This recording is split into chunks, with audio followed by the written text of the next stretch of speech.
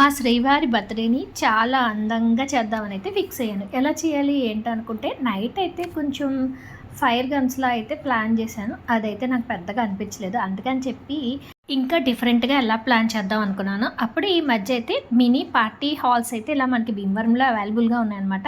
చాలా వరకు అయితే సెట్ చేశాను. నాకైతే స్పార్క్ సెలబ్రేషన్స్ వాళ్ళదైతే చాలా బాగా నచ్చింది. మేము అప్పటికప్పుడు అనుకున్నామనమాట. అనుకోగానే వెళ్ళి అక్కడ రూమ్ అయితే బుక్ చేశాము.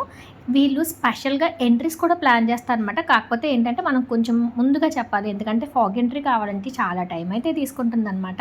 ఇక్కడ మనం సెలబ్రేషన్ చేసుకున్నప్పుడు వాళ్ళు కూడా మనకి పర్సనల్‌గా అయితే ఏమేం కావాలో అరేంజ్‌మెంట్స్ అన్నీ కూడా చాలా బాగా చేస్తారండి. మన వీడియోస్ కానీ, ఫోటోస్ తీయడంలో కూడా మనకి చాలా హెల్ప్ అయితే చేస్తారనమాట. మేము చేసుకున్నంత సేపు అరేంజ్‌మెంట్స్ అయితే చాలా బాగున్నాయి. ఇక్కడ లోపలైతే థియేటర్ స్క్రీన్ పైది ఉంటుందనమాట. మనకి ఏ సాంగ్స్ కావాలితే ఆ సాంగ్స్ అయితే మనం యూట్యూబ్‌లో ప్లే చేసుకోవచ్చు. లేదంటే మన పర్సనల్ వీడియోస్ కానీ, లేదంటే మూవీ డేట్‌లా కూడా ఇక్కడ ప్లాన్ చేసుకోవచ్చు. ఇప్పుడు మీరు చూస్తుంది ఇదైతే బిగ్ సైజ్ హాల్ అనమాట. 8 మెంబర్స్‌కి అయితే ఉంటుంది. అసలు డిఫరెంట్‌గా ఎప్పటికప్పుడు డెకరేషన్స్ చేంజ్ చేస్తూనే ఉంటారు.